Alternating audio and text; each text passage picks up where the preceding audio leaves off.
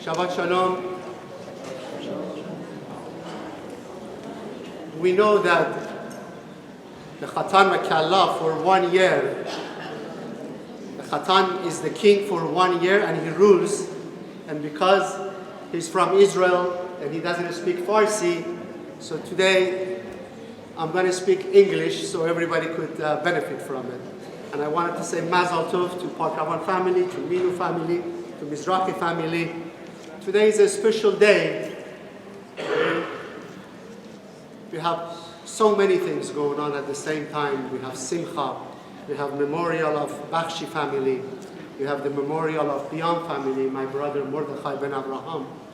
And tomorrow is the 30th day of the passing of Mahmounir Mahi, Khanum Yadidi, Ruhishun Shad.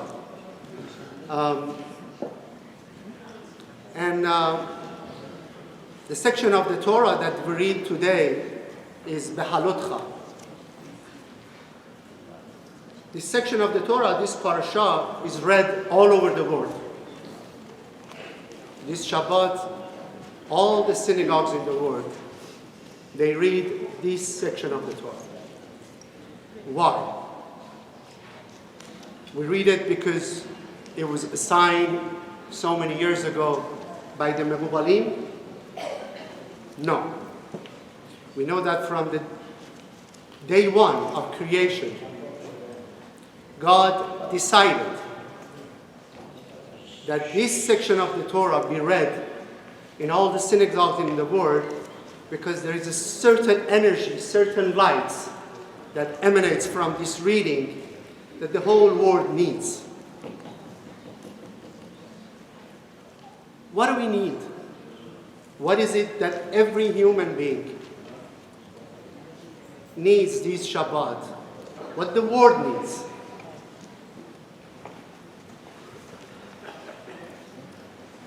My master, Rabbi Berg, would always say, every Shabbat, he would say that this Shabbat is the most important Shabbat. He would say it every Shabbat, that this Shabbat is the most important Shabbat of all time. Why this Shabbat is the most important Shabbat of all time? We learn in Kabbalah that all the energies of all the Shabbatons of the last 5,700 years, they all come and join and support this Shabbat.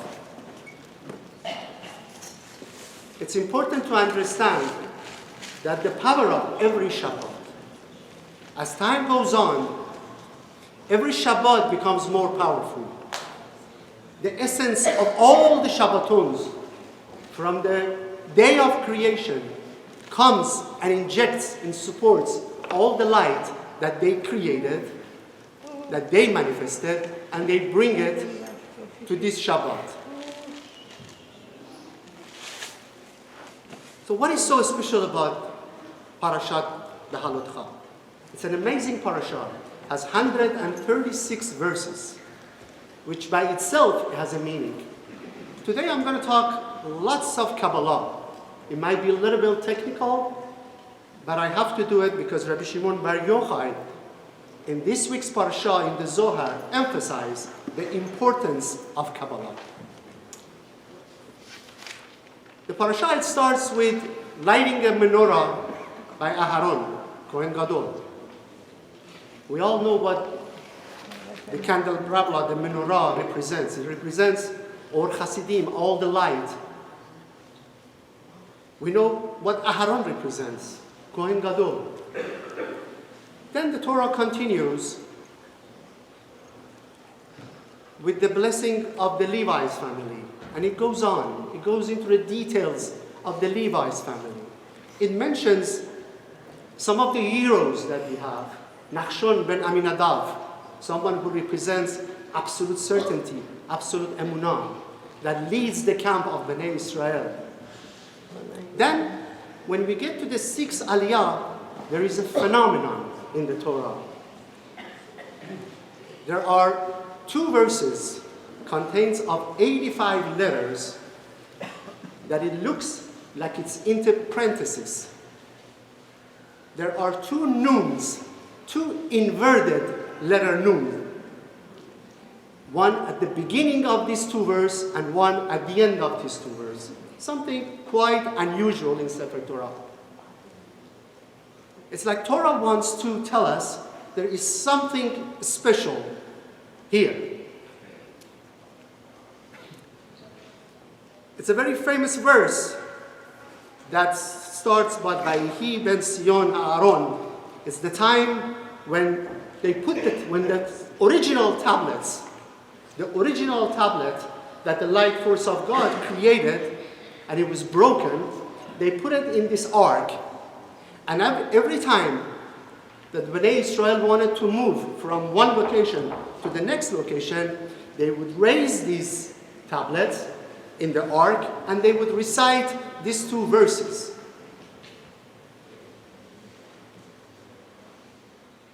And Torah is making a special connotation, importance about these two verses that has 85 letters in it. I'm going to repeat it again because it's very, very important. It starts with two noons, like a parenthesis, two inverted noons. The letter noon has the numerical value of 50. What is the significance of these two verses? Why Torah, why God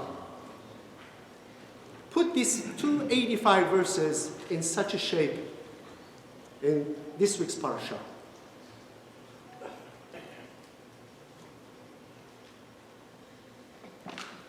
We learn in Talmud, we learn in Zohar, that Torah has 600,000 letters. There are 600,000 soul of Bnei Israel. There were 600,000 soul of Bnei Israel when they left Egypt. And there were 600,000 soul of Bnei Israel that they reached the land of Israel. And there is a guarantee that any moment in time, there are 600,000 souls of Bnei Israel all over the world. And Zohar states that the Torah has 600,000 letters in it. But if you count the letters of the Torah, you see that that's not the case. There is a little bit over 300,000 letters in the Torah. To be exact, there are 300,000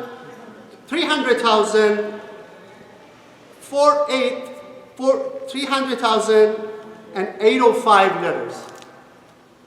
So why Zohar, why Talmud is telling us that the Torah has 600,000 letters? And each letter represents one of the soul of Bnei Israel. So what happened to those 300,000 letters that are missing? And we also learn in Talmud, again and in Zohar, that our Torah is 7 books. Not the 5 books that we have. There are 7 books. So where are the 2 other books of the Torah? The Torah that we have, the Torah that Moshe Rabbeinu wrote, is what we have. It hasn't been changed, hasn't been touched. So where are the other 2 books? Where are the rest of these 300,000 letters? What happened to it?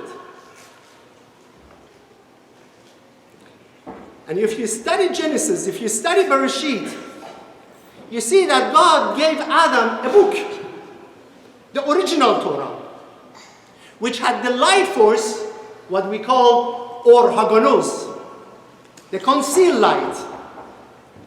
The light that at the end of the Shabbat, of the Bereshit, of the Genesis, of the beginning, God concealed. For the 36 hours, the totality of this light showed itself, manifested itself in heaven with Adam and Eve, and then 36 hours later, God concealed some of those lights.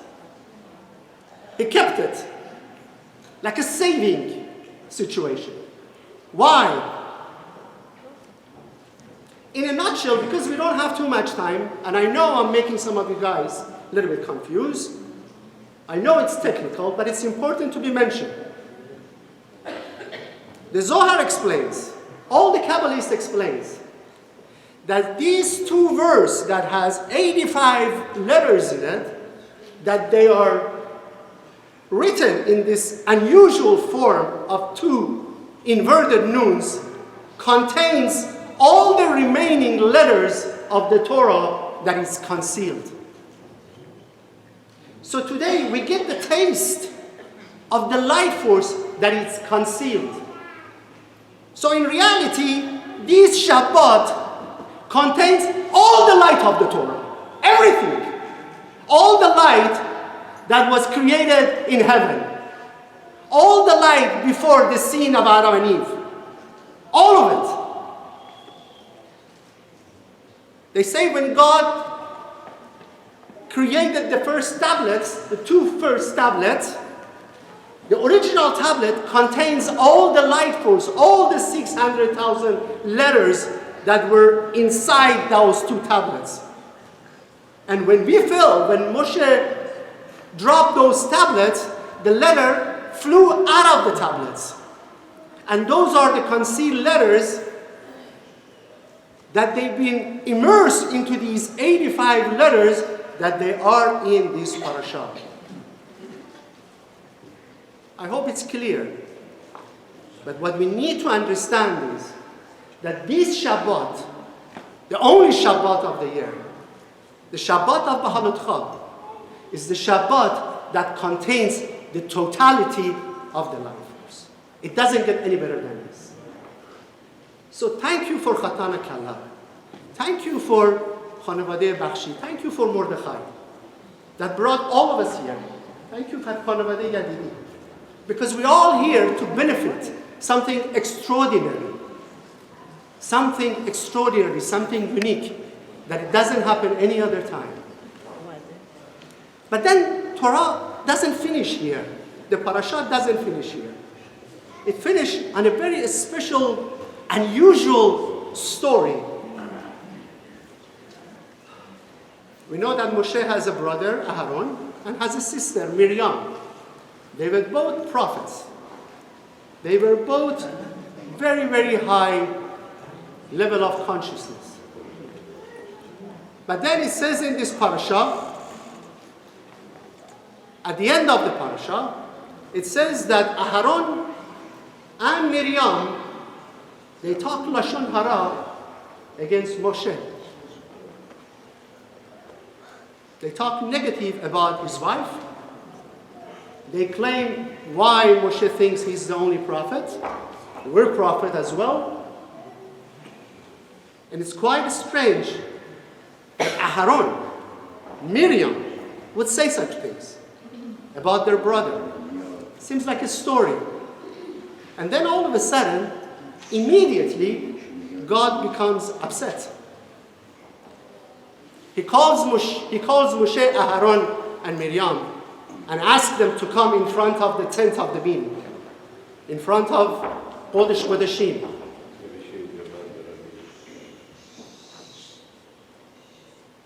He calls to Aharon and Miriam and he tells them, Moshe Rabbeinu is quite different from anybody else in the world. He says, I talked to Moshe mouth to mouth.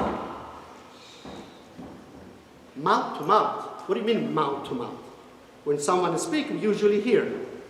What is mouth to mouth? What is the secret of mouth to mouth? And then he goes on and he says, Moshe is the most humble soul in the world.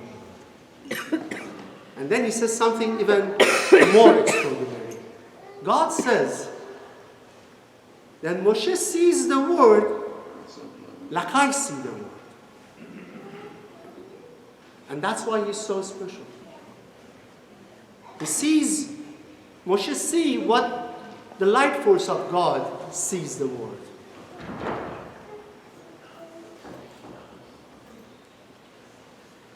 What is it for us? All right, Moshe was somebody amazing. was a soul beyond any soul. He was so elevated. He was so elevated, he reached to this level of understanding, which we call it the 50 gate of Binah. And that's what Nun represents. The numerical value of Nun is 50. The verse with the 85 letters in it, that is surrounded by the Nun, represents where Moshe reached. He reached the 50 gate of Binah, total understanding, total light force of God. And he says, I love this soul because he's humble, most humble. I spoke with him mouth to mouth, and he sees what I see.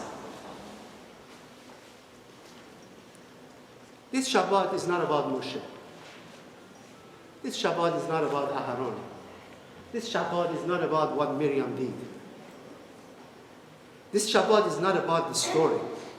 It's about what emanates from the reading of the Torah. Everything that Moshe reached, we can reach. If it's in the Torah, it's for me and you. This Shabbat is the total light force of God that emanates. But then Torah says, the only way to connect to this light, to bring this light to our world, to our body, to our consciousness, there are 3 requirements. Mouth to mouth. The connection of mouth to mouth is the connection of soul to soul. It's a connection of soul to soul. God is mentioning that Moshe Rabbeinu had a deep connection, soul to soul connection with the light force of God. And if you look into yourself, we all have the spark of light within us. That means we all could connect to the light force of God on a soul level. It says Moshe was humble. That means the only way to receive this light is to control our ego, to control our selfishness, to control our desire of being self-centered. And then he says Moshe sees what God sees. It means that Moshe saw the big picture. Moshe saw everything from above. Moshe saw the reality. Moshe didn't get involved in the details of this stupid physical world, of the pain, of the unknown, of the doubt, of an uncertainty. Moshe was beyond that. Moshe was in a state of 50 gate of Binah. He saw from the beginning to the end. He saw the whole story, not just the middle of the page of part of the story of everybody's life. He saw everything. He saw the big picture, the real picture. And that's what we're receiving today. The only way to survive, to be able to accomplish all the light force, is to walk with God, to elevate your consciousness where the light force of God is, where Moshe Rabbeinu was. To see the beginning and the end, everything, the whole picture. And when you see that, there is no darkness. There is no pain. There is no suffering. There is no end. There is no doubt. Only by getting out of the focus. We fall into the focus because of me, because of my ego, because what's important for me. When I put myself first, then I get lost into this stupid game of this physical world.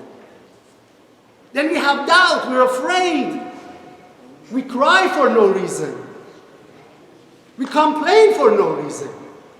Because we don't see the big picture. This Shabbat, the Torah takes us out of the focus. Takes us to the realm of the 50 gate of Binah.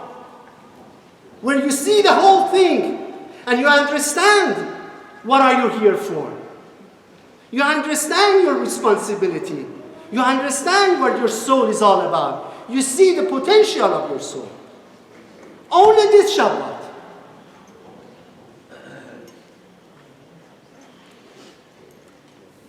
So I'm delighted to see every one of you, my good friends and my good family, to be here, to have this zuhud, to hear the reading of the Torah, And the only way to bring this light into our consciousness and stay with it is when we share this light with others. When we think of other people who need us. They need our help, they need our support, they need our prayer. Izzat Hashem, we're going to create so much light. We're going to take this light home to our work. Everywhere that we go, we're going to light up.